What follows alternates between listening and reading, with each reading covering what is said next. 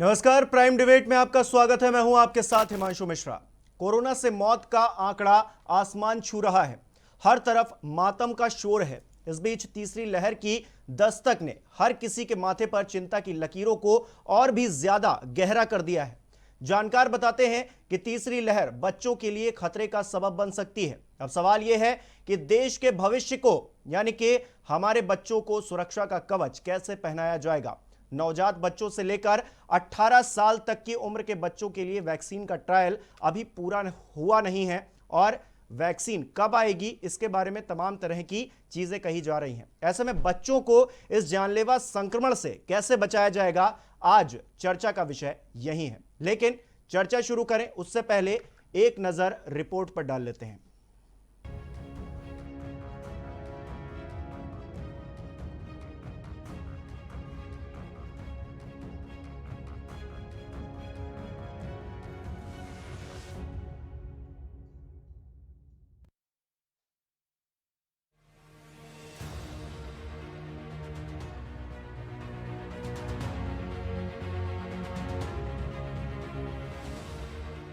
Corona corona और सिर्फ corona. बीते एक साल से ये काल बनकर इंसानी जिंदगी पर मंडरा रहा है। इस वायरस ने लोगों का जीना मुहाल कर रखा है। कोरोना की लहर कोई भी हो, रूप कोई भी हो, इस वायरस ने हर तरफ तबाही का मंजर दिखाया। इस वायरस की दूसरी लहर से लोग इस कदर खौफजदा हो गए थे कि वो सरकार के लॉकडाउन लगाने से पहले ही खुद ही घरों में लॉक हो गए थे। कोरोना वायरस की दूसरी लहर ने अप्रैल और मई में भारत में जमकर तबाही मचाई। इस लहर का असर अब कुछ हद तक कम होने लगा है। जब देश में नए मामलों की संख्या में कमी आई है, लेकिन अभी भी मौतों का आंकड़ा चिंता को बढ़ा रहा है, क्योंकि ये अभी पूरी तरह से कम नहीं हुआ है। हाल यह है कि पिछले 13 दिनों में ही देश में 50,000 से अधिक मौतें हो गई हैं और मौतों का आधिकारिक आंकड़ा भी 3 लाख के पार हो गया है। मामलों में कमी, मौत का आंकड़ा बरकरार। देश में मई में कुछ हद तक नए मामलों में कमी आई है। जो नए केस पहले 4 लाख के आंकड़ों को छू रहे थे, वो अब फिर 2.5 लाख के आसपास पहुंच गए हैं। हालांकि मौतों के आंकड़े का औसत 4,000 के इर्द गिर्द ही घूम रहा है, मगर सोमवार की बात करें तो देश में 4,454 मौतें दर्ज की गई हैं। 3 लाख से ज्यादा मौत वाला तीसरा देश। भारत में कोरोना वायरस ने किस कदर तबाही मचाई है, इसकी तस्दीक ये आंकड़े कर रहे हैं। ये आंकड़े चिल्ला चिल्ला कर कह रहे हैं कि इस कोरोना वायरस ने भारत में भारी तबाही मचाई है। अमेरिका, ब्राजील के बाद अब कोविड से सबसे ज्यादा मौतें भारत में ही हुई हैं। कहां हुई सबसे ज्यादा मौतें? America 6,04,087, Brazil 4,49,185, Bharat 3,03,751। ये आंकड़े देख लोग परेशान हैं। मन विचलित है कि आखिर कब भारत में कोरोना का तांडव शांत होगा।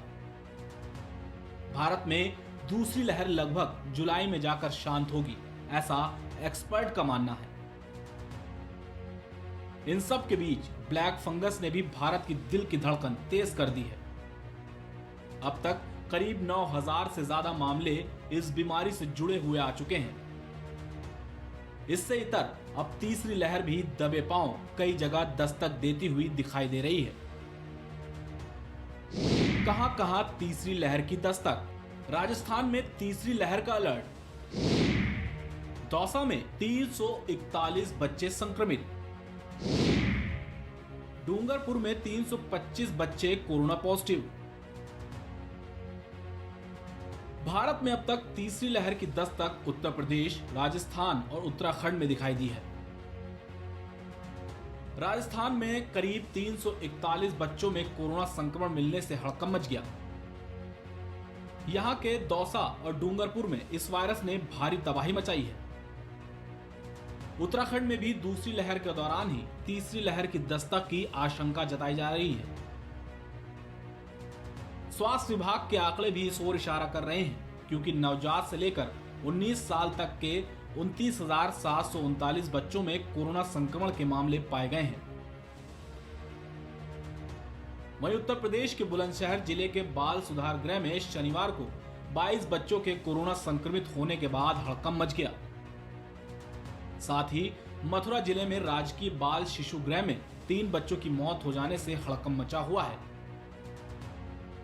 ये देख अब लगने लगा है कि वो दिन दूर नहीं जब कोरोना की तीसरी लहर भारत में बवंडर मचाएगी। Output desk, Prime TV.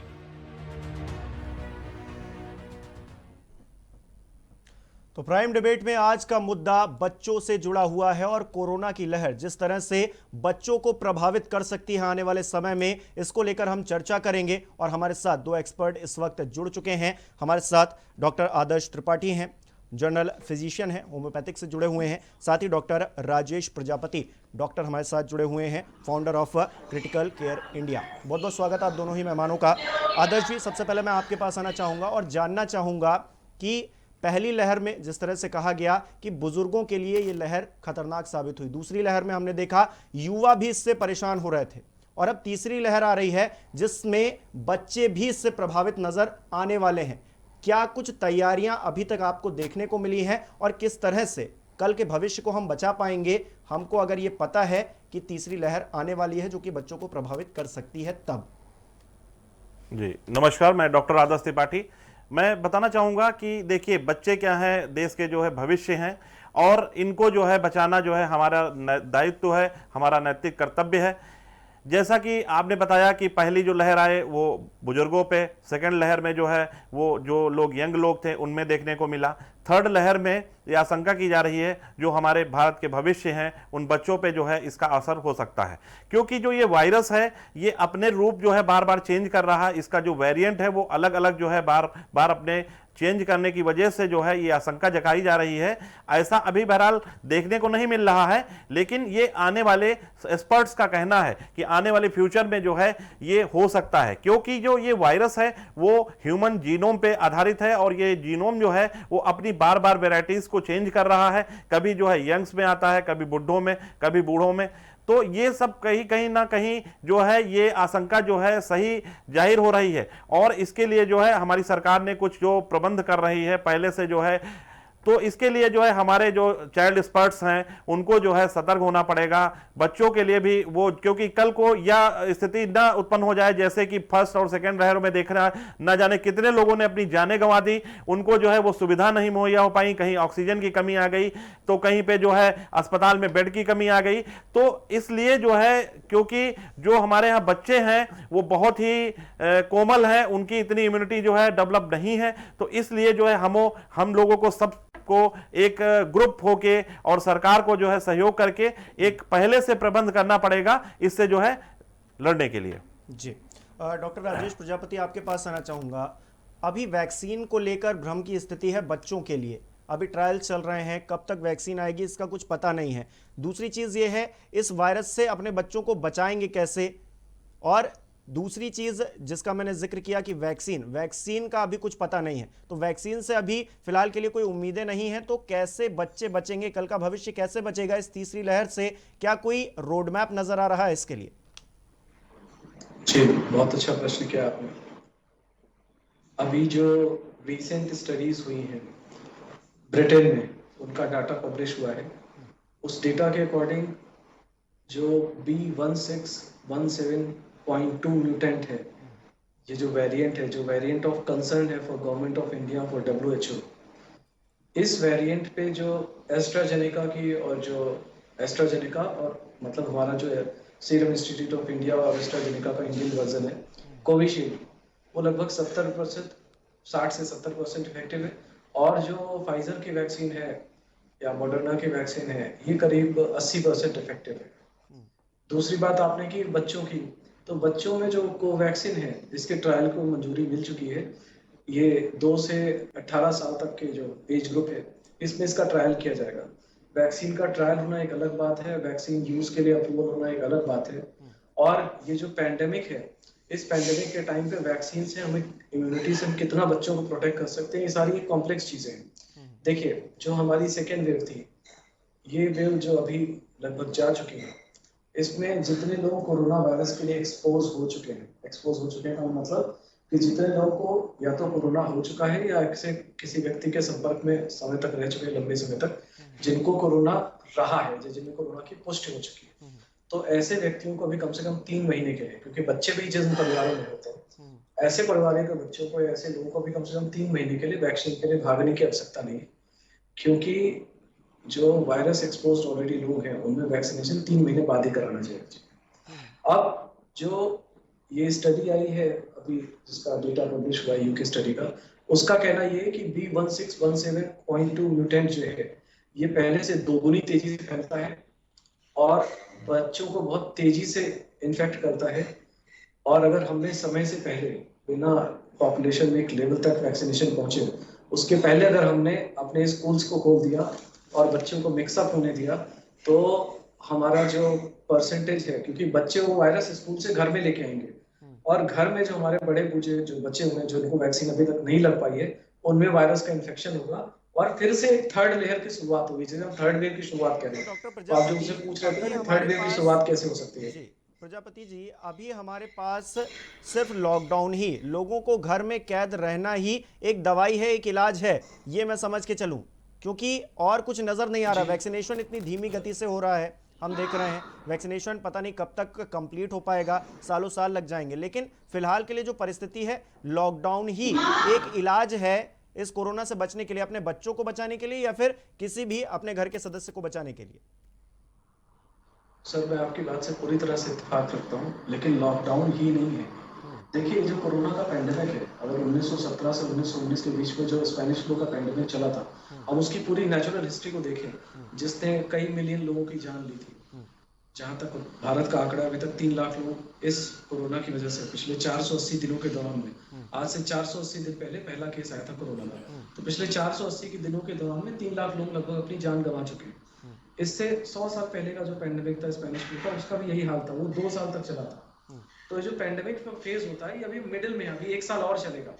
हमको एक जो कोरोना एप्रोप्रिएट बिहेवियर है, जो कोरोना एप्रोप्रिएट लाइफस्टाइल है, उसको अपनाने की आवश्यकता है, और सिर्फ बहुत स्ट्रिक्ट लॉकडाउन कर देने से कोई फायदा होने वाला नहीं। दूसरा, जो पहले आत्मघाती निर्णय हुए थे, आत्मघाती निर्णयों में जैसे पंचायती चुनाव का होना, 5 राज्यों में चुनाव का होना, उत्तर प्रदेश में भारी पैमाने पे टीचरों की मृत्यु का जो मामला है, जो पंचायती राज चुनाव से जुड़ा हुआ है, लगभग 50 प्रधान मर गए जो चुनाव जीत कर आए थे। तो जो आत्मघाती फैसले हैं, जैसे बोलते हैं हेड विकेट करने वाले डिसीजन क्रिकेट की भाषा में, ये बिल्कुल नहीं लेने हैं। एक कोरोना एप्रोप्रिएट बिहेवियर को फॉलो करना है। और जो भी मैं एग्जाम की बात सुन रहा था, 10वीं और 12वीं बोर्ड के एग्जाम की, तो मुझे लगता है कि जो गलती चुनाव आयोग ने की है, वो शिक्षा आयोग या जो विभिन्न राज्यों के शिक्षा मंत्री वो बिल्कुल ना करें। नहीं तो अभी तक हमने क्या सीखा है? अभी तक क्या सीखा है? डॉक्टर आदर्श, आपके पास आना चाहूंगा। अभी तक हमने क्या सीखा है इस संक्रमण काल में? अभी 1 साल से ऊपर हो गया है, हमने क्या सीखा? हमने कोविड एप्रोप्रिएट बिहेवियर अपनाने, उसमें ढलने, उसका पालन करने, हमने ये चीजें तो सीखी नहीं अभी 1 साल के अंदर, जिसको अभी भी कहा जा रहा है कि नहीं हमको इसी को फॉलो करना होगा। हम जो सबसे ज्यादा जरूरी चीज है उसी को फॉलो नहीं कर पा रहे हैं, और हम सोच रहे हैं कि हम कोविड पर जीत हासिल कर लेंगे। कैसे करेंगे? देखिए, इसमें सभी का योगदान होना चाहिए, क्योंकि सरकार जो है अपनी तरफ से जो भरपूर प्रयास हैं वो कर रही है।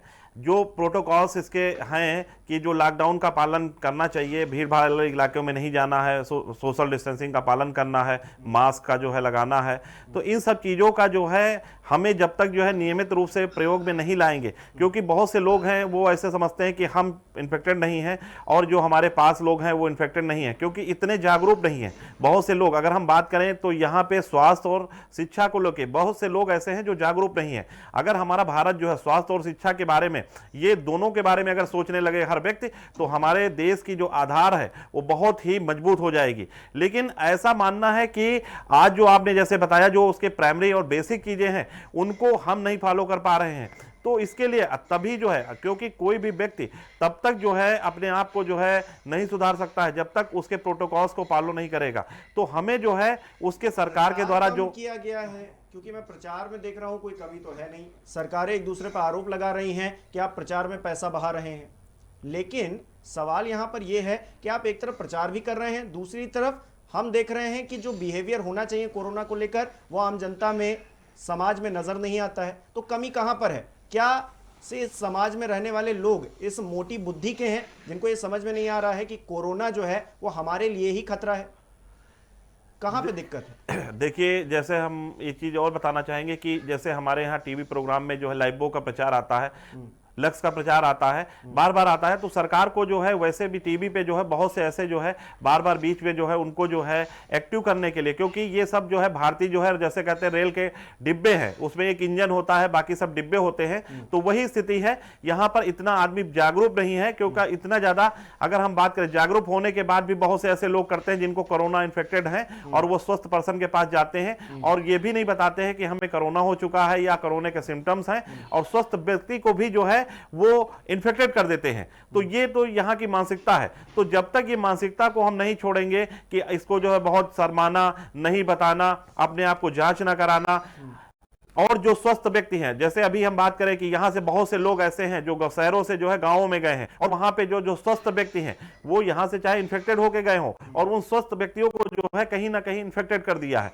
तो वो सब अपनी तौहीन समझते हैं कि उस चीज को कि हमें कोई, जैसे आज से बहुत पहले जो है एड्स आया था, तो एड्स को बताना जो है हर आदमी जो है, जैसे किसी को अगर हो भी गया तो जब उसकी जांच में आया तो उसको बताना बड़ा तौहीन समझता था। तो वही सेम चीजें आ रही हैं कि जो ये महाप्रकोप आया है, जिसको मान लो अगर है तो उसका निदान किया जा सकता है। तो इसके लिए जरूरी है कि वो सारे प्रोटोकॉल्स जो सरकार की तरफ से और जो समाज में जो बनाए गए हैं उसको फॉलो करना है। का इलाज आखिरकार क्या है, और क्या एक गरीब व्यक्ति इलाज कर सकता है कोरोना का घर पर रहकर, और अगर कर सकता है तो फिर ये अस्पताल इतनी बड़ी बड़ी फीस कैसे ले रहे हैं? इस पर आऊंगा, लेकिन प्रजापति जी आपके पास आना चाहूंगा डॉक्टर साहब, कि आखिरकार जब हम ये कह रहे हैं कि लोग समझ नहीं रहे हैं, हम प्रचार भी एक तरफ कर रहे हैं लेकिन लोग समझ नहीं पा रहे हैं, तो आखिरकार क्या वजह आपको नजर आती है? क्यों नहीं समझ पा रहे हैं? क्या जो जिम्मेदार हैं वो समझा नहीं पा रहे हैं, या फिर हम समझना चाहते नहीं हैं? क्या दिक्कत है? क्या एक कहा जाता है ना कि भय बिन होए ना प्रीत, तो क्या जागरूकता चाहिए या फिर डर चाहिए इस कोरोना को लेकर, अगर हमको लोगों को बचाना है तो? सर, मैं आपकी बात का जवाब दूंगा, उसके पहले डॉक्टर तुलसीदास, गोस्वामी तुलसीदास जी नाम है लेकिन मैं डॉक्टर तुलसीदास जी कहूँगा, जिन्होंने रामचरितमानस में कहा है, सचिव वैद्य गुरु तीन जो प्रिय बोले भयास, राज धर्म तन तीन कर होय बेगहि नास। यदि आपके सचिव, आपके वैद्य और आपके गुरु आपसे लोग वो से कॉन्फ्लिक्ट ऑफ इंटरेस्ट की वजह से झूठ बोलते हैं ना, तो राज का, धर्म का और तन का नाश होना सुनिश्चित है। ये जो तन का नाश हुआ है, ये जो लोगों की जिंदगियां गई बड़े पैमाने पे, ये जो ऑक्सीजन की कमी से हमारे देश के नागरिक मरे हैं, इसका कहीं ना कहीं उत्तरदायी हमारा पॉलिटिकल सिस्टम है। और इस पॉलिटिकल सिस्टम में मौजूद ऐसे लोग हैं जो बाबा रामदेव जैसे लोगों का समर्थन करते हैं, जो अंधविश्वास, झूठ और पाखंड का बाजार चला रहे हैं। रात में सर आप उठा के न्यूज चैनल पे देख लीजिए, किसी भी न्यूज चैनल पे, आपकी बात नहीं कर रहा हूँ, फॉर दैट मैटर बहुत से रिस्पेक्टेबल चैनल हैं जो अपने आप को डंका बजाते हैं और दंगल तक कराते रहते थे, उनके एंकर कोरोना की वजह से निपट गए। किसी भी न्यूज चैनल को आप देख लीजिए, उस पर कोई ना कोई बाबा बैठा होता है, किसी ना किसी दवाई का के बारे में बता रहा होता है कि दावे के साथ है। डॉक्टर साहब, हम यहाँ पर किसी को क्रिटिसाइज करने के लिए नहीं बैठे, हम समाधान ढूंढने के लिए बैठे हैं, क्योंकि आप डॉक्टर साहब हैं। मैं आपसे ये जानना चाहूंगा, हमारे पास कीमती समय, मैं उसमें ये जानना चाहूंगा कि आम जनता को कम से कम फायदा हो। अगर कोई हमारी ये डिबेट देख रहा है, हमारी जो ऑडियंस है वो उसको फायदा हो, हम आरोप प्रत्यारोप का खेल कभी और खेलेंगे, लेकिन मैं ये जानना चाह रहा हूँ जी, मैं आम जनता के बारे में ही बता रहा हूँ। देखिए सर, हमारे देश में ये जो मेडिकल सिस्टम है ये बहुत ही खराब है, बहुत ही पुराना है, और हम अपनी जीडीपी का 1.8% खर्च करते हैं। तो अपने जमाना में हेल्थ सिस्टम, इसको रिवैम्प करने की जरूरत है। जनता को ये समझना होगा कि नीम हकीम खतरे जान, जो बाबा होते हैं, भले ही बाबा रामदेव हो या कोई दूसरा झूला छाप आदमी हो, उसकी बात पे भरोसा नहीं करना है। जो एम्स की आईसीएमआर की गाइडलाइन है उस पर भरोसा करना है। अगर आपको बुखार आ रहा है, बुखार के साथ में आपको loss of taste, loss of smell, मतलब सूंघने की और स्वाद की क्षमता में परिवर्तन हो रहा है, तेज बुखार आ रहा है, तो आप सावधान हो जाइए, पूरी तरह से कोरोना हो सकता है। जांच कराइए, जांच हो पाए तो ठीक, नहीं जांच हो पाए तो ठीक। जो रेड साइन है, रेड साइन का मतलब बहुत ज्यादा तेजी से हार्ट रेट का बढ़ना, बहुत ज्यादा तेजी से ऑक्सीजन का डाउन होना, इन सब लक्षणों का ध्यान रखें। और अगर दूसरे हफ्ते में आपको ये लक्षण मिल रहे हैं तो जो मेरे प्रैक्टिशनर साथी हैं, जो मेरे मेडिकल प्रैक्टिशनर दोस्त हैं, उनसे निवेदन है कि तब आप स्टेरॉइड स्टार्ट करिए। अगर इसके पहले आपको कोई सिम्टम नहीं मिल रहे हैं तो कृपया करके स्टेरॉइड इस्तेमाल ना करें। तो जी जिसे बोलते हैं साइंटिफिक तरीका मेडिसिन को प्रैक्टिस करने का है, या मॉडर्न मेडिसिन की प्रैक्टिस करना। मेरे साथ डॉक्टर आदर्श त्रिपाठी भी हैं, ये भी मुझे लगता है इस बात से इत्तेफाक रखेंगे कि मेरा और उनका ये, भले ही हम दोनों दो अलग अलग विधा के डॉक्टर हैं, मैं एलोपैथिक हूँ, वो शायद आयुर्वेदिक या होम्योपैथिक है, मुझे उससे कोई फर्क नहीं पड़ता। हमारा जो एम है वो ये है कि हमारे मरीजों का मिसमैनेजमेंट नहीं होना चाहिए, मरीज की जान बचनी चाहिए। और इसका सही सबसे अच्छा तरीका होता है कि आप रैंडमाइज कंट्रोल ट्रायल करिए। जी डॉक्टर साहब, जैसे आप कह रहे हैं कि हमारा उद्देश्य, हर किसी का यही उद्देश्य है कि कोरोना जाए, हर कोई सुरक्षित रहे। बच्चों को सुरक्षित रख कैसे पाएंगे? क्योंकि हम चलिए स्कूल्स कॉलेजेस नहीं खोलेंगे, बच्चे स्कूल कॉलेजेस नहीं जाएंगे, लेकिन घर पर रहकर भी अब तो घर पर जो लोग मौजूद हैं संक्रमण उन तक पहुंच रहा है, गांव गांव संक्रमण पहुंच रहा है, वो किसी भी लापरवाही की वजह से पहुंच रहा है लेकिन पहुंच रहा है। तो ऐसे में घर पर अगर बच्चे हैं तो वो कैसे सुरक्षित रह सकते हैं, इस बारे में मैं जानना चाहूंगा। बच्चों को आपस में मिलने ना दें, एक घर के बच्चे दूसरे घर के बच्चों से ना मिले।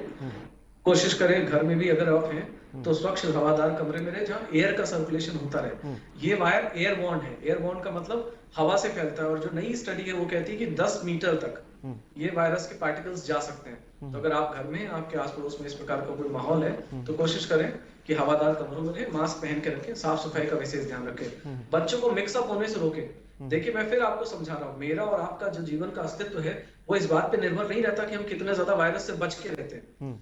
ये जो हमारा जीवन है ये एक संतुलन पे निर्भर करता है, जिसमें हमारा, इसको हम लोग कॉमन सेलिज्म बोलते हैं कि हम सिर्फ हम नहीं है, हमारे साथ जो प्रकृति में दूसरे भी माइक्रो ऑर्गेनिज्म है उनके साथ सह अस्तित्व में रहते हैं। तो इस चीज को हमें स्वीकारना पड़ेगा कि जो सह अस्तित्व होता है वो ज्यादा प्रभावी होता है एक भयमुक्त वातावरण में जीवन को आनंदमय पूर्वक जीने के लिए। जी डॉक्टर आदर्श, आपके पास आना चाहूँगा और मैं ये जानना चाहता हूँ कि हम घर पर भी हैं तो कैसे सुरक्षित रहें, क्योंकि एक आंकड़ा ये भी बताता है कि 80% और 85%, यानी कि 80 से 85% के बीच में जो भारत में घर बने हुए हैं उसमें आप सोशल डिस्टेंसिंग, जो कि देह से दूरी, सोशल नहीं फिजिकल डिस्टेंसिंग जो है उसको आप फॉलो नहीं कर सकते घरों में रहकर। तो घर की जो संरचना है, हम कोई विकसित देश तो है नहीं, विकासशील देश हैं, तो हमारे यहाँ की जो परिस्थितियां हैं उसके अकॉर्डिंग हम इस कोरोना से कैसे घरों में रहकर या फिर अगर बाहर निकलते भी हैं तो उससे कैसे बच सकते हैं। ये तो पिछले 1 साल से बताया जा रहा है कि मास्क लगाइए, फिजिकल डिस्टेंसिंग रखिए, हाथ को सैनिटाइज करिए। इसके अलावा भी कोई और उपाय है जिससे हम बच सकते हैं, अपनी इम्यूनिटी को बूस्टअप कर सकते हैं? जी बिल्कुल, बहुत सही क्वेश्चन पूछा। ये मैं बताना चाहूँगा, अगर देखिए किसी भी व्यक्ति की, जैसे आपने पूछा कि ये क्या कोरोना वायरस से जो है अगर हम नहीं अस्पताल पहुंच पा रहे हैं या ऐसी परिस्थितियाँ नहीं हैं तो हम घरों में क्या इसका उपाय करके अपने आप को सेव कर सकते हैं? हाँ, वाकई में कर सकते हैं। हम बताना चाहेंगे कि मैंने एक चीज़ देखा है, मैं लगातार जो है पर डे, मैं पहले कैंप लगाया करता था, अभी पिछले जो है 1 महीने से कैंप को बंद कर दिया। मैं 1000 पेशेंटों को देखता था उस कैंप में, और मुझे ये लग रहा था कहीं ना कहीं इसका प्रभाव मेरे ऊपर पड़ सकता है। उसके बाद मैंने अपनी टेस्टिंग कराई और मुझे जो है, मैं कोरोना पॉजिटिव निकला, और कोरोना पॉजिटिव होने के बावजूद भी मैंने जो है चीज़ों को जो है फिर देखा और उसके बाद दवाएं ली, मेडिसिन ली और अपने आप को जो है इम्यूनिटी को मेंटेन रखा। और मैंने देखा उस चीज़ से जो है, तो मैंने उस चीज़ को फील किया कि जिस व्यक्ति की जो है इम्यूनिटी जो है स्ट्रांग है, उसके ऊपर इस वायरस का कोई भी प्रभाव नहीं हो सकता है।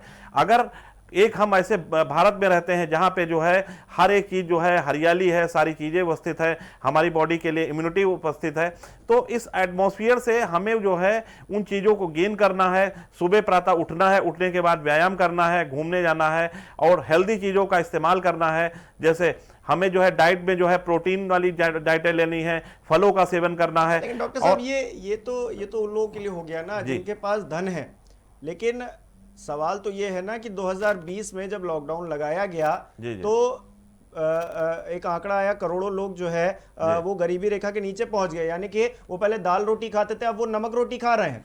तो नमक रोटी में कौन सा उनको पावर मिल जाएगी, उनकी जो रोग प्रतिरोधक क्षमता है कौन सी बढ़ जाएगी? आखिरकार गरीब क्या करे? अमीरों के पास तो वो हॉस्पिटल चले जाएंगे, वो अपना इलाज करवा लेंगे, लेकिन गरीब आदमी तो जा भी नहीं पाएगा ना हॉस्पिटल। नहीं, उसके लिए घर पे ऐसा कौन सा इलाज है जो वो करे, सस्ता हो और टिकाऊ भी हो?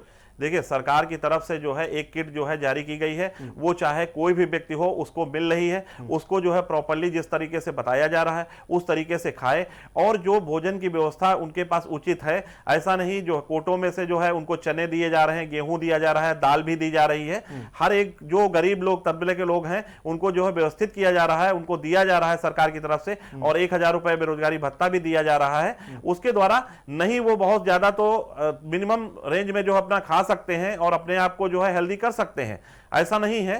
तो ये सारे जो कुपोषण में भारत कहां खड़ा होता है, भुखमरी में भारत कहां खड़ा होता है, आप देखिए ना, इंडेक्स उठाकर देखिए और पता चलेगा कि आखिरकार जब कोरोना नहीं था तब स्थिति क्या थी, और जब कोरोना है लोग हद से ज्यादा गरीबी की तरफ बढ़ चले हैं, तो फिर स्थितियां तो और खराब हो चली। सरकारें क्या कर रही हैं उसकी पोल पट्टी सब जग जाहिर हो चली है। लेकिन मैं सवाल ये कर रहा हूं अपनी तरफ से, क्या सरकारों पर जिम्मेदारी नहीं, अपनी तरफ से क्या कर सकते हैं, एक गरीब आदमी किस तरह से अपना भरण पोषण करते हुए इस कोरोना को भी दूर रख सकता है, उसके लिए वो क्या करे? देखिए ऐसा नहीं है, अगर हम अभी आपको बहुत जगह पे देखने को मिलेगा कि सरकार जो ये गेहूं चावल आटा सब बांट रही है, उसमें से बहुत से लोग क्या करते हैं उसको बेच देते हैं, क्योंकि बेच के और उसके बाद उससे दारू पी रहे हैं। तो ऐसा नहीं है कि जो है उनका भरण पोषण नहीं हो सकता है।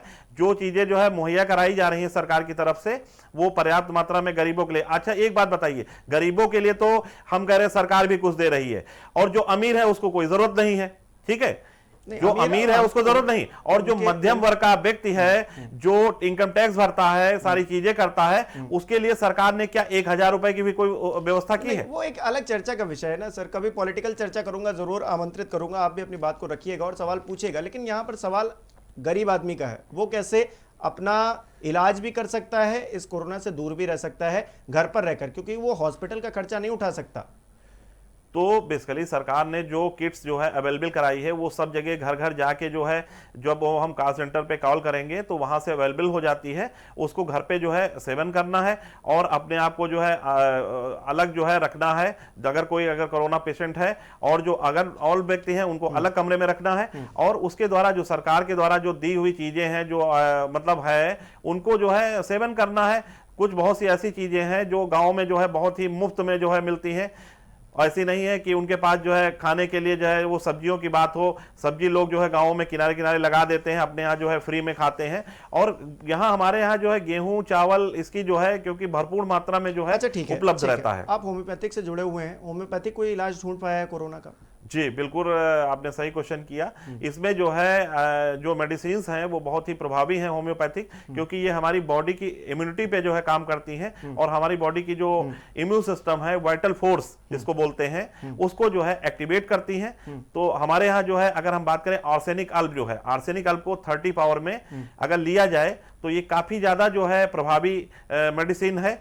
और मेडिसिन की अगर बात करें तो इन्फ्लुएंजाइनम है, जो ये जो है एक तरह से जो है अगर ये प्रभावी है तो इसका प्रचार अभी तक क्यों नहीं हो पाया सही तरीके से? नहीं, बहुत से अगर हम बात करेंगे आर्सेनिक अल्प जो है लखनऊ में जो है लाखों की तादाद में जो है ये इम्यूनिटी को बूस्टअप करने के लिए, क्योंकि आर्सेनिक जो होता है एक तत्व होता है हमारी बॉडी में, तो ये जो है काफी ज्यादा प्रभावी होता है। तो इसको जो है लाखों जो है पीसेस जो है सेल हुए हैं, ऐसा नहीं पीसेस बिके, बावजूद इसके ऐसा क्यों था कि 6500 मामले सिर्फ लखनऊ में हो गए? ऐसा क्या? अगर ये प्रभावी था तो फिर इसका प्रचार होना चाहिए, आम जनता को उपलब्धता होनी चाहिए, वो उसका इस्तेमाल करती और इस कोरोना को खत्म कर देती, यही तो करना था। देखिए ऐसा है कि हर व्यक्ति की जो बॉडी की इम्यूनिटी होती है वो अलग अलग होती है। कोई व्यक्ति अगर पहले से किसी भी बीमारी से जो है ग्रसित है, या पहले से कोई स्टेरॉइड्स ले रहा है, या किसी को लंग्स की प्रॉब्लम है, किसी को डायबिटीज की प्रॉब्लम है, तो वो कहीं ना कहीं अगर इस वायरस के कांटेक्ट में आ गया तो उन लोगों पे जो है इसका प्रभाव ज्यादा देखने को मिला है। उनकी जो इम्यूनिटी जो है इतनी स्ट्रांग नहीं थी, तो इस वजह से जो है ये केसेस जो है ज्यादा देखने को नहीं थी। स्ट्रांग ही तो करना है, यही तो मेन इलाज तो यही है कि हमको इम्यूनिटी स्ट्रांग करनी है। एक्सेप्शनल जो है हर जगह पे होता है, ऐसा जरूरी नहीं है कि घर में जो है 10 व्यक्ति हैं और 10 की जो है इम्यूनिटी जो है, इम्यूनिटी डेवलप करना कोई एक दिन का खेल नहीं होता है। इसके लिए जो है व्यायाम, प्राणायाम और रेगुलर जो है मॉर्निंग वॉक और जो है रेगुलर जो है हरी सब्जियों का सेवन, ये सारी चीजें जब अब व्यक्ति लेता है तब उस तरह से जो है उसकी बॉडी की ये इम्यूनिटी जो खराब हो रही है डॉक्टर राजेश, इसका अगर मैं सबसे बड़ा कारण मानूं तो ये प्रदूषण, मानूं, क्योंकि वायु प्रदूषण की वजह से हम देख रहे हैं अभी तो कोरोना की वजह से 1 साल से ज़्यादा हो गया, 3 लाख लोगों की मौत हुई, लेकिन प्रदूषण की वजह से 2019 की रिपोर्ट है कि 16 लाख से ज़्यादा लोग मर गए। प्रदूषण की वजह से जो बीमारियां हुई, गंदा पानी पीने की वजह से 2.5 लाख से 3 लाख लोग हर साल मर जाते हैं। तो ये भी तो हमारी इम्यूनिटी को कम कर रहा है, इस पर कोई चर्चा नहीं करता है। बिल्कुल, मैं आपके सवाल पे आऊंगा, लेकिन उससे पहले क्योंकि आपने पूछा कि आपने डॉक्टर आदर्श से पूछा कि ये दवाएं अगर हैं तो इनका प्रचार क्यों नहीं हुआ, इनको इस्तेमाल क्यों नहीं हुआ और बड़े पैमाने पे ये सक्सेसफुल क्यों नहीं हुआ। सर देखिए, मैं अपने टाइम का सीपीएमटी टॉपर था, अपने टाइम का उत्तर प्रदेश का, केजीएमसी में पढ़ा 5 साल, उसके बाद बनारस हिंदू यूनिवर्सिटी बीएचयू में रहा 5 साल, कुल मिला के 12 साल की तपस्या के बाद जाके मैं एक स्पेशलिस्ट सर्जन बना। मॉडर्न मेडिसिन जो होती है वो एविडेंस बेस्ड होती है, जैसे कि अभी डॉक्टर आदर्श ने बोला उनके यहाँ मेडिसिन से बहुत अच्छा काम कर रही है। मैं कहता हूँ ठीक है सर, बहुत अच्छा काम कर रही है। 100 मरीज चुन लीजिए ऐसे जिनका ऑक्सीजन सैचुरेशन 90 से नीचे हो, और उन 100 मरीजों को आप एलोपैथिक मेडिसिन और ऑक्सीजन दीजिए, साथ में होम्योपैथिक मेडिसिन और ऑक्सीजन दीजिए, ऑक्सीजन दोनों को दीजिए। मैं मानता हूँ ऑक्सीजन दोनों की जरूरत है, ऑक्सीजन कोई एलोपैथिक या होम्योपैथिक मेडिसिन में कैटेगराइज नहीं कर सकते, लेकिन बाकी जो मेडिसिन है उनको आप 2 अलग अलग कैटेगरी में बांट के 100 मरीजों को दीजिए, इफेक्ट देख लीजिए। इसको रैंडमाइज कंट्रोल ट्रायल बोलते हैं। मुझे लगता है कि जितने भी ऑल्टरनेटिव मेडिसिन है, चाहे वो बाबा रामदेव क्लेम करे या कोई और भी क्लेम करे, या जो भी ये जो बाबा है जितने सब क्लेम करें, अगर इस तरह से हम रैंडमाइज कंट्रोल ट्रायल करें या स्टैंडर्डाइज ट्रायल करें तो हमें सब दूध का दूध पानी का पानी हो जाएगा। आपको हैरान होने की आवश्यकता नहीं है। भारत को छोड़ के इतने प्रकार की मेडिसिन की विधाएं पूरे विश्व में कहीं नहीं है। कहीं पे इस प्रकार से हेल्थ के साथ खिलवाड़ नहीं होता है, क्योंकि वहां पे पहले रैंडमाइज कंट्रोल ट्रायल किए जाते हैं सिमिलर ग्रुप ऑफ पेशेंट्स में, और जो रिजल्ट आता है उसको पब्लिक डोमेन में डाला जाता है। लोग खुद देखते हैं कि सही क्या है गलत क्या है। कोई विधा किसी के ऊपर थोपी नहीं जाती है। पहला सवाल के जवाब। लेकिन हम नहीं कर रहे। दूसरा, मैं आपके प्रदूषण के प्रति आता हूं। डॉक्टर साहब, हम ऐसा नहीं कर रहे हैं। हम शुरुआती दौर में देख रहे थे, पहली वेव जब थी तो हाइड्रोक्सी क्लोरोक्विन को लेकर बड़ा हंगामा मचा हुआ था, हम बाहर भी भेज रहे थे, बड़ी पीठ थपथपाई जा रही थी हमारे देश की कि देखिए हम दूसरों की मदद कर रहे हैं। यहाँ भी इलाज में उसको इस्तेमाल किया जा रहा था, आज उसका कोई नाम नहीं ले रहा है। रेमडेसिविर को लेकर मारामारी थी, 50-50 हज़ार में इंजेक्शन खरीदे जा रहे थे, उसके बाद आज उसको लेकर कोई चर्चा नहीं कर रहा है। 2DG आ गई, उसके बाद तमाम तरह की और दवाइयां बताया जा रहा है उनको भी हम अनुमति देंगे, लेकिन हम जान नहीं पाए हैं कि आखिरकार कारगर है क्या कारगर है। बात समझिए जी, बात समझिए। पहले तो कोरोना में कारगर क्यों नहीं, इसका सबसे सिंपल सा जवाब मैं आपको देता हूँ। कोरोना एक ऐसी बीमारी है जिसके 93% मरीज अपने आप ठीक होते हैं। कहने का मतलब 93% मरीजों में ना होम्योपैथी की जरूरत है, ना आयुर्वेदिक की जरूरत है, किसी चीज की कोई जरूरत नहीं। 93% पेशेंट सेल्फ रिकवर होते हैं। अब बचे 7% पेशेंट। उन 7% पेशेंट में से 10% ऐसे होंगे जिनको हॉस्पिटलाइजेशन की जरूरत होगी या स्पेशलिस्ट केयर की जरूरत होगी। आपने मुझसे पूछा कि हाइड्रोक्सीक्लोरोक्विन कहाँ गई, रेमडेसिविर कहाँ गई, स्टेरॉइड कहाँ गए। आपने बिल्कुल वही सवाल किया जो बाबा रामदेव जैसा बेवकूफ व्यक्ति करता है कि देखिए सर, ये जो मॉडर्न मेडिसिन है इसमें कोर्स करेक्शन करते हैं। कोर्स करेक्शन का मतलब कि अगर आप प्लेन से जाते हैं यहाँ से दिल्ली, तो पहले एक डिफरेंट डिग्री पे जाता है, फिर अपने कोर्स को चेंज करता है डिपेंडिंग ऑन एविडेंसेस। एविडेंस के बेसिस पे आप अपने मॉडर्न मेडिसिन का कोर्स ऑफ एक्शन चेंज करते हैं, और इसमें कोई ईगो हर्ट होने वाली बात नहीं होती। ये एक साइंटिफिक डिसीजन होता है। आपको लगता है कि सब वैक्सीन का जो इम्यून रिस्पॉन्स 4 हफ्ते में था वो 6 हफ्ते कर दो तो और अच्छा आता है, 12 हफ्ते कर दो तो और अच्छा आता है। तो जो लोग तर्क देते हैं कि हर दिन नई गाइडलाइन के साथ आ रहे हैं, कभी 4 हफ्ते में वैक्सीन लगानी, कभी 6 पे, कभी 12 पे, तो उनके लिए लॉजिक है सर कि बीमारी नहीं है, इसके काम करने का तरीका नया है, तो हम लोग अपने आप को अपग्रेड करते रहते हैं, कोर्स मॉडिफिकेशन करते रहते हैं। इसमें कोई शर्म की बात नहीं है। समस्या कब आती है, जब यहाँ पे जो झोला छाप लोग बीच में घुस जाते हैं और क्लेम करने लगते हैं कि हमारी दवाई से 100%। सर उसका पहले आप क्लिनिकल ट्रायल तो कर लो, रैंडमाइज क्लिनिकल ट्रायल कर लो, सच का सच झूठ का झूठ आ जाएगा सामने। और दूसरा प्रश्न आपका जो था इम्यूनिटी की बात कर रहे थे सर आप, तो इम्यूनिटी जो होती है ना बचपन से शुरू होती है। जब हमारे देश में आप देख रहे होंगे कि बच्चों को बाल पुष्ट आहार में नमक और रोटी दी जा रही खाने के लिए, तो इम्यूनिटी का क्या ही कहिए। दूसरा जो ब्रॉड कॉन्सेप्ट आता है इम्यूनिटी का, जिसको हम लोग माइक्रो न्यूट्रिएंट्स और मैक्रो न्यूट्रिएंट्स के बारे में बात करते हैं। माइक्रो न्यूट्रिएंट्स में बहुत सारे न्यूट्रिएंट्स ऐसे होते हैं जो आपका शरीर वातावरण से ग्रहण नहीं कर सकता, उसको कोई आप एक्सटर्नल सोर्स ही चाहिए। और वेजिटेरियन में जो सबसे इंपॉर्टेंट सोर्स होता है वो मिल्क होता है, दूध। तो अगर वेजिटेरियन पॉपुलेशन है, जो कि बाय एंड लार्ज हमारी ज्यादातर पॉपुलेशन है, अगर उसको स्वच्छ दूध मिल्क या मिल्क प्रोडक्ट या डेयरी प्रोडक्ट्स नहीं मिल रहे हैं तो उसमें विटामिन डी की और बहुत अच्छा। सारे एसेंशियल अमीनो एसिड्स की, लाइसिन, ल्यूसीन, आइसोल्यूसिन, मिथ्योनिन, इन सब की कमी होगी और कुल मिला के आपके इम्यून सिस्टम को कम कर देगी।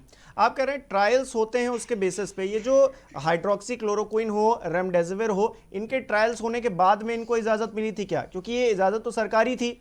जी बिल्कुल बिल्कुल, बहुत अच्छा आपने सवाल पूछा। रेमडेसिविर का जो ट्रायल था वो सॉलिडारिटी ट्रायल था, बाद में रिकवरी ट्रायल भी हुआ। एक ट्रायल ऐसा था रेमडेसिविर का जो कंपनी फंडेड था, ग्लेड फार्मा फंडेड था, जिसमें रेमडेसिविर को बहुत ज्यादा सक्सेसफुल दिखाया गया था। उसके बाद WHO फंडेड एक दूसरा ट्रायल हुआ जिसका कहना है कि रेमडेसिविर का एक लिमिटेड रोल है। ऐसा नहीं कि रेमडेसिविर का रोल नहीं है, एक लिमिटेड रोल है। रेमडेसिविर आज से 12 साल पहले बनी दवा थी जो सबसे पहले इबोला वायरस के केस में यूज की गई थी। उसके बाद ये शेल्फ में पड़ी थी। इसको लोगों को लगा कि क्योंकि ये आरएनए वायरसेस पे काम करती है तो हो सकता है कोरोना वायरस पे भी काम करे, कुछ था नहीं तो लोगों ने इसको ट्राई करने का सोचा और एक लिमिटेड सक्सेस मिली। समस्या क्या है कि रेमडेसिविर का जो इंडिकेशन है वो ऐसे पेशेंट्स में है जो ऑक्सीजन पे भी, ऑक्सीजन सपोर्ट पे भी ऑक्सीजन मेंटेन नहीं कर पा रहे हैं और उनको वेंटिलेटर पे डालना पड़ रहा है। तो ऐसे पेशेंट्स में ऑलरेडी जो मोर्टेलिटी होती है वो 70 to 80% होती है। अब ये देख पाना कि ये जो मोर्टेलिटी में जो बेनिफिट मिल रहा है क्या ये रेमडेसिविर की वजह से मिल रहा है या एक नेचुरल जो कोर्स है वही है, तो ये कह पाना बहुत मुश्किल होता है। लेकिन तो आप अभी रामदेव के बारे है। में जिक्र कर रहे थे, उन्होंने कोरोनिल बनाई, स्वास्थ्य मंत्री भी उसका प्रचार कर रहे थे, गडकरी जी भी वहां पर मौजूद थे। तो सरकार खुद ही जब प्रचार कर रही है तो फिर रामदेव को बेवकूफ क्यों कहा जाए, ये सरकार को क्यों ना कहा जाए? सर मैं रामदेव को बिल्कुल इस तरह से नहीं कहता। अगर वो दवा बेचने का काम नहीं कर रहे होते, सिर्फ एक धर्मगुरु होते तो उनका पूरा सम्मान करता। कॉन्फ्लिक्ट ऑफ इंटरेस्ट तो समझिए सर, लेकिन सरकार भी तो साथ में खड़ी है ना। एक महामारी के समय पे एक दवा बेचने वाला, एक महामारी के समय पे अगर बाकी जो दवा का इस्तेमाल करने वाले डॉक्टर हैं उनकी पद्धति को मानसिक रूप से दिवालियापन और थर्ड ग्रेड का बोलेगा तो ये माँ सरस्वती का अपमान होता है। मुझे लगता है कि जो सरकार में लोग बैठे हैं वो अस्मिता बेच चुके हैं, उनके अंदर वैचारिक, सिद्धांतिक और व्यवहारिक नपुंसकता आ चुकी है जो अभी तक डॉक्टर्स में नहीं आई है। इसलिए मैंने ये बात खुले मन से कही है। और आगे भी कहता हूं। अच्छा डॉक्टर्स में नहीं आई है, लेकिन अस्पताल के अंदर जो लूट मची हुई है, आपने कहा कि 93% लोग अपने आप सही हो सकते हैं, 7% लोग जो क्रिटिकल हैं वो हॉस्पिटल जाएं, लेकिन लूट तो मची हुई है अस्पताल में। आपको अगर कोरोना हो जाता है और आप निजी अस्पताल में चले जाते हैं तो लाखों का बिल थमा दिया जाता है आपके हाथ में। तो ये कौन सी नैतिकता है, इस पर क्या कहेंगे फिर? सर दूसरी नैतिकता की बात कहूं, मुझे 10 तारीख को कोरोना हुआ था, 20 तारीख को मेरे रिकवर हुआ। उसके बाद मैंने अपना नंबर सोशल मीडिया पे डाल दिया और ऐसे केसेस सेलेक्ट किए जो हॉस्पिटल रिजेक्ट कर देता था और मैं घर पे जाके उनको ऑक्सीजन, कोरोना पॉजिटिव पेशेंट को मैं घर पे जाके एग्जामिन करता था, ऑक्सीजन दिलवाता था, साधुवाद है दवाई आपका, दिलवाता था, आपका साधुवाद है सर। अगर लेकिन मेजॉरिटी क्या कहती है, मेजॉरिटी क्या कह रही है? आप अच्छा काम कर रहे हैं, आपको मैं धन्यवाद करता हूं, लेकिन जो मेजॉरिटी कर रही है मैं उसका जिक्र कर रहा हूं। आप एक बाबा की बातों से मोटिवेटेड लग रहे हो। नहीं, मैं किसी से मोटिवेटेड नहीं हूं सर। मेरी बात सुनिए सर। जी जी। ये उनका कहना है कि जितने लोग अस्पताल में गए या जितने लोगों ने एलोपैथी का इस्तेमाल किया वो ज्यादा मरे, जबकि जो आपका नेशनल डाटा है वो ये कह रहा है। देखिए सर, विसंगतियां हर जगह होती हैं। पुलिस में जितने लोग हैं वो हर पुलिस वाला चोर नहीं होता, हर मॉडल वेश्या नहीं होती। इसी प्रकार से हर डॉक्टर जो है व्यापार नहीं करता। डॉक्टर व्यापार करता है लेकिन किसी की मजबूरी का व्यापार नहीं करता है। सरकार ने सीलिंग लगा रखी है, किससे ज्यादा आप बिल नहीं ले सकते। और जिन जिन अस्पतालों ने बिल लिया है, मैं दावे के साथ कहता हूँ वो अगर मुख्यमंत्री योगी आदित्यनाथ जी के पास जाएं तो उनका बिल माफ कराएंगे। देखिए सर, पॉलिटिकल सिस्टम में बहुत सारे लोग हैं जो जयचंद हैं। जाहिर सी बात है कि जो हमारे मुख्यमंत्री योगी आदित्यनाथ जी बहुत अच्छा काम कर रहे हैं, लेकिन जो जयचंद उनके साथ जुड़े हुए हैं ना, उनको पलीता लगा रहे हैं। ठीक है। राजेश जी आता हूं मैं आपके पास। डॉक्टर आदर्श, देखिए लंबी चर्चा हो गई राजेश जी के साथ, लेकिन सवाल यही है ना कि आम जनता का फायदा जिसमें हो वो काम किया जाए। पॉलिटिकल जो फायदा हो रहा है वो राजनीतिक लोग उठा रहे हैं। डॉक्टरी जो पेशे में है उनका जिस चीज से फायदा हो रहा है वो उस चीज के बारे में खड़े हुए हैं। बाबा रामदेव का आयुर्वेद को लेकर जिस तरह से उनका फायदा हो रहा है वो उस तरफ खड़े हैं। लेकिन आम जनता के साथ में कौन खड़ा है? उसका दर्द, उसका दुख कौन समझ रहा है? हर कोई अपनी बात कहने में लगा है कि हम जो कर रहे हैं वही सही है और उसी को मानिए, उसी पर चलिए। लेकिन आम जनता तो कंफ्यूज हो गई ना। ऐसे में एक राष्ट्रीय नीति इस देश के अंदर नहीं बन पाई आज तक। 1 साल हो गया कि आखिरकार दवा क्या करनी है, किसकी बात सुननी है? हमको गृह मंत्री की बात सुननी है या फिर फाइनेंस मिनिस्टर की बात सुननी है या फिर हम स्वास्थ्य मंत्री की बात सुने? किसकी बात आखिरकार हम सुने? हमको इतना कंफ्यूज कर दिया गया है। और फिर अदालत ने तो कह ही दिया है राम भरोसे हैं, तो राम भरोसे हैं हम लोग, यही मानकर चले। देखिए, सही आपने क्वेश्चन पूछा, लेकिन अगर हम बात करें जो हमारा भारत देश है वो ऋषियों और मुनियों का देश है। अगर हम बात करें यहाँ एक भारत ऐसा इकलौता ऐसा देश है जहाँ पे 50 धर्म के जो है धर्म है, ठीक है। यहाँ पे हिंदू भी, मुस्लिम भी, सिख भी, ईसाई भी सारे रहते हैं, उनके अपने कल्चर रहते हैं, उनकी अपनी बातें रहती हैं। तो कहीं ना कहीं जब इतनी सारे जो है लोग, इतने धर्म गुरु, इतनी धर्म की संस्थाएं, इतने जो है सारे पॉलिटिकल लीडर लोग जो है अलग अलग होते हैं, सारी बहुत सी पॉलिटिकल पार्टीज हैं, तो जब कहीं ना कहीं जो है ये हमारा देश जो है पहले से जो है इतने जो है गुत्थों में गुथा हुआ है, मतलब इतनी मालाएं हैं, तो उनमें कहीं ना कहीं जो जैसा बताता है वैसा जो है व्यक्ति, क्योंकि कोई मुनि है वो अपने हिसाब से बताएगा, कोई डॉक्टर है अपने हिसाब से बताएगा। हम किसकी बात सुने, हम किसकी बात सुने? एक आम आदमी, एक गरीब आदमी, मैं हमेशा गरीबों का जिक्र करता हूं क्योंकि हर कोई जिक्र करने लगता है कि यहाँ ये कर लीजिए, वो कर लीजिए, लेकिन गरीब की बात कोई नहीं करता। मैं गरीब की बात कर रहा हूं। गरीब आदमी किसकी बात सुने? आईसीएमआर की सुने, प्रधानमंत्री नरेंद्र मोदी की सुने, स्वास्थ्य मंत्री की सुने, क्योंकि वो खुद ही नियमों की जब उल्लंघन करते हैं तब वो सवाल खुद से नहीं पूछते हैं। बिल्कुल सही क्वेश्चन आपका है कि ये किसकी बात सुनी जाए। एम्स के डायरेक्टर क्या बता रहे थे? वो बता रहे थे, रणदीप गुलेरिया जी, वो इस बात का जिक्र कर रहे थे, हम पहचान नहीं पाए वेरिएंट को और इलाज करने में देरी कर दी, इसकी वजह से ये हो गया। लाखों लोगों की जान चली गई और आप पहचान नहीं पाए, जो आपकी जिम्मेदारी थी आप उसको नहीं निभा पाए, और फिर आप कह रहे हैं कि वेरिएंट चेंज हो रहा था, ये हो रहा था, वो हो रहा था। जिस चीज की जिम्मेदारी जिसकी है वो अपनी जिम्मेदारी ले रहा है कि नहीं ले रहा है? बिल्कुल सही कह रहे हैं। कोई किसी को लेकिन कोई आशंका नहीं थी कि किस टाइप का जो है वायरस है, किस टाइप का, क्योंकि हर आदमी को फर्स्ट टाइम जब उसको जो है फेस करना पड़ा, तो कहीं ना कहीं जो हमारी स्वास्थ्य सेवाओं के बारे में जो है हमारा, जैसे कि अभी राजेश सर ने एक बहुत बढ़िया बताया कि स्वास्थ्य सेवाओं के बारे में बताओ 1 पॉइंट जो है जीडीपी का इतना पार्ट ही केवल जो है, बल्कि आने वाले समय में चाहे वो जज हो, चाहे वो नेता हो, चाहे कोई भी हो, आने वाले समय में वो बीमार होना है और उसको स्वास्थ्य सेवाओं का ही लाभ उठाना है। तो कहीं ना कहीं जब ये इतनी सब चीजें, संस्थाएं, सारी चीजें हैं, हमारी स्वास्थ्य सेवाओं को जो है जब तक मजबूत नहीं बनाया जाएगा, और जो यहाँ पे रिसर्च एंड कोई भी जब पढ़ने में अच्छा होता है, टॉपर होता है, और वो डॉक्टर बनता है या इंजीनियर बनता है, तो वो अच्छे पैकेज पे बाहर क्यों चला जाता है? यहाँ की सरकारें जो है, तो कहीं ना कहीं जो है ये अभाव है हमारी, कह सकते हो कि सरकार को जो इसमें योगदान देना पड़ेगा। स्वास्थ्य व्यवस्थाएं दुरुस्त नहीं है, इसके जिम्मेदार कौन है? और जिम्मेदारों से क्या सवाल पूछा जाता है? एक डॉक्टर को बनने में कितना पैसा लगता है? एक डॉक्टर ऐसे ही 1000-2000 में बन जाता है क्या? नहीं नहीं, बिल्कुल नहीं। लाखों लाख रुपए, करोड़ों रुपए खर्च हो जाते हैं, बिल्कुल, और सालों साल लग जाते हैं उसको डॉक्टर बनने में। उसके बाद अगर उसके पास कुछ बचता है तो वो डॉक्टरी का एक तमगा बचता है जिसके सहारे वो थोड़ी बहुत कमाई करना चाहता है। बिल्कुल। लेकिन इस देश के अंदर जो इलाज करवाने वाले हैं वो भी तो गरीब हैं, वो क्या करेंगे? कुछ एक डॉक्टर को छोड़ दें अगर, जो इस पैंडेमिक सिचुएशन में अच्छा काम कर रहे हैं, और सराहना करता हूं मैं इस मंच से उनकी, लेकिन बाकी सब तो यही काम कर रहे हैं ना कि पैसा कमाओ, जो ब्लैक मार्केटिंग है उसको करिए। डॉक्टर्स भी शामिल थे उसमें, क्या इस बात से इनकार कर दिया जाएगा? नहीं, ऐसा नहीं है। हर डॉक्टर का जो है प्रथम दायित्व होता है कि उसको अपने मरीज को जो है सही करना, उसके बाद जो है, क्योंकि कोई भी व्यक्ति जो है जब डॉक्टर बनता है, एमडी एमएस करता है, 2 करोड़ रुपए लगा के अगर एमएस करता है, तो उसको भी जो है वो स्थितियों को जो है देखना पड़ता है, उतनी उसकी जो है तपस्या एक जुड़ी हुई होती है। लेकिन फिर भी जो है अपनी लेवल पे जो भी होता है वो धर्मार्थ करते हैं डॉक्टर्स, ऐसा नहीं है। डॉक्टर्स जो भी अपने लेवल पे छोड़ सकते हैं तो बहुत कुछ करते हैं।